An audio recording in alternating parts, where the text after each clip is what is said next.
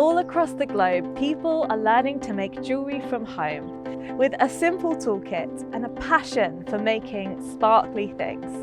I've invited 3 jewellers to my home for 3 days of making, learning, creating, and some serious relaxation. This is the Jewellers Retreat. Over the next few days, 3 budding jewellers will make 3 projects. From pendants and earrings to engagement rings and bangles, they will cover it all.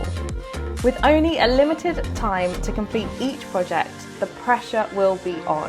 Do you think you can do it in the 4 hours?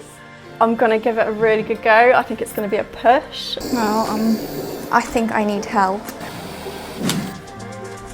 Drama.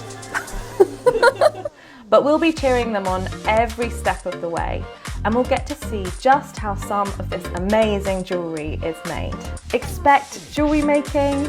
So with cramped fingers, I've got to the very last bit of this. Tool porn. I think what I'm going to do, I'm going to maybe switch to get the big guy out. Techniques. Depth with the prongs, so the length of them. Obviously, I don't want them coming too far over. No, I would say because that is a shallow cut stone, less than probably about ½ mil. Business tips.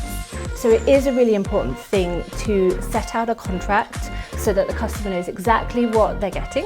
We always say that it's an art, not a science pricing. So there's not a right or wrong price for your jewellery. Gemstones. It's one of my most favourite stones. And That it's blue. Swiss blue topaz. And most of all, tons of fun and creativity with this talented group of budding jewellers. All right, jewellers, we've got 15 minutes to go. What I don't want to do is upset the other soldering I've done. If you're ready, let's get started.